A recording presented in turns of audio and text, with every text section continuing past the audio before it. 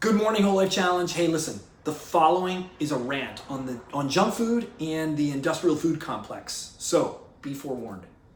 Yesterday, I went in to pay for my gas at one of those mini-marts. It's a place near my house. I go there all the time. And I just started looking around at the choices that are front and center for food.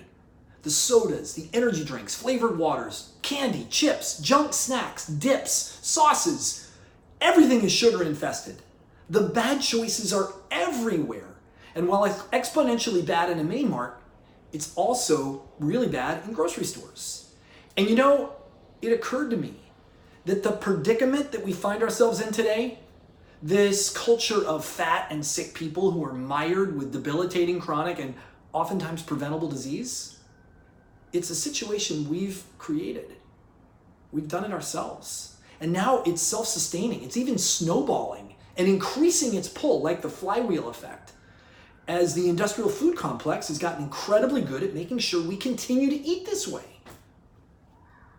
A little bit of history. It goes back to the early part of the 20th century. The modern industrialized food complex, food industry was born.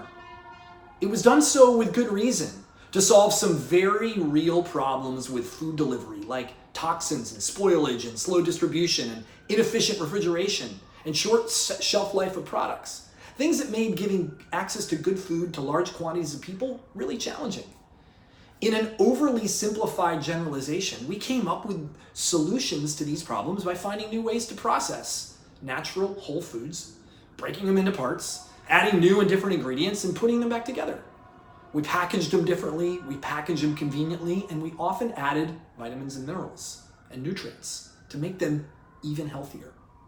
We created all sorts of products this way, like Nathan's hot dogs and Aunt Jemima syrup and Oreo cookies and Crisco and Baby Ruth candy bars and Wonder Bread and Spam and Wheaties, Kool-Aid, Velveeta cheese, Peter Pan peanut butter, Kraft macaroni and cheese. That was just the beginning. None of this was initially done to harm anyone. No one had any idea how the processed food experiment would eventually play out, or the devastation it would cause in the health of modern Americans. Foods like these, they made life easier and better for everyone. Manufacturers, distributors, consumers, things like delivery, distribution, shelf life, price, speed of preparation, and taste could be controlled like never before. It was amazing. No one ever thought about the long-term dietary effect that the overconsumption of these foods might have on people. They also never considered that these might someday overtake real whole foods as the staple of the American diet. But now it's 100 years later. We've become a society, a culture addicted to these products. And we've also created an industry driven by profits that can't stop the ongoing development and improvement of these foods. You see, these companies have continued to improve their products over the past 100 years, manufacturing them with the primary intention of selling more to you.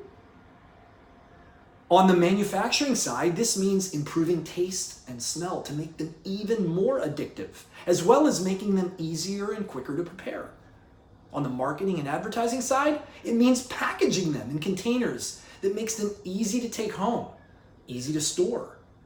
Using words on containers that make you feel like they're healthy, natural, nutritious, even good for you. Words like fortified, essential, natural, fresh, healthy, organic, gluten-free, fat-free, no trans fat, naturally sweetened, no sugar, or with vitamins and minerals. Here's the deal. Food manufacturers have one purpose, one thing in mind when it comes to their business and products: selling more of it to more people to increase their profit. And they will stop at nothing to get it done.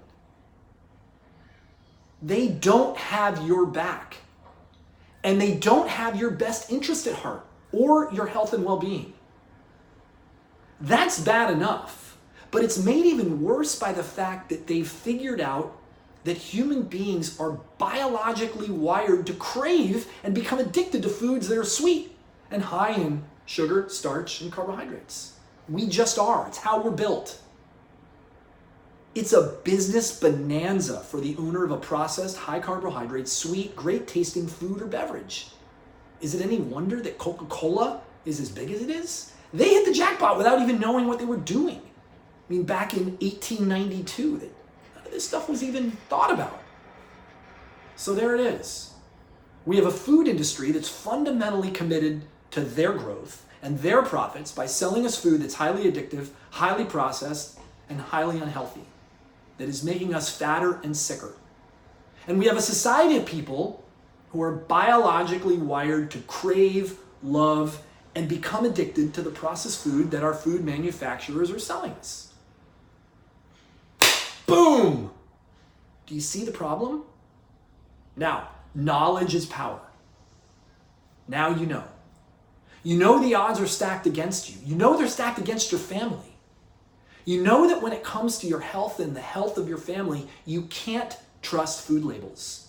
You know your kids are going to be pulling at you to eat those sugary foods. You know you can't trust the food manufacturers. You know you can't trust ads you see in magazines, television, and online. You know that when you walk into a grocery store or a 7-Eleven mini-mart, that products are displayed the way they are on purpose to get you to buy what they want you to buy. What will make them the most money and get you to purchase what you're most likely to be addicted to. The food that's making you fatter and sicker. You know that the ads you see on TV, the words you see on processed food containers, the colors, the fonts, the images, the characters, they're used the way they are to give you the feeling of health, that something is good for you, that you should want to buy it, that you're doing a favor to your family, and you should feel good about what's in it, when it's absolutely not. Are you as pissed off right now as I am? You know they are after your kids. Get a kid to love your product at an early age, and you've got a consumer of it for life. So now I ask you, are you ready to make a choice? Now that you know, you've got to make the choice. It's similar to the choice that Morpheus gives Neo in the Matrix. Take the blue pill and the story ends, and you go right back to the way things were. Enjoying your processed and junk food, preferring to live with whatever the consequences might be years from now. Or you can take the red pill. The red pill is the pill of courage. It's the one that requires effort. It's the one that requires your rebellious nature, your desire to buck the trends, swim against the current, dare to be different, dare to lead, not listen to what the industry is telling you and bombarding you with constantly. This is the pill that has you step up as leader, leading the way even if it's just in your household. This is my challenge to you, to your core.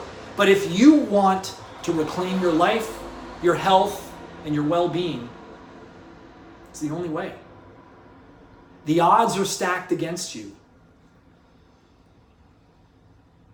What are you going to do? I believe in you. Let's do it. Make it happen.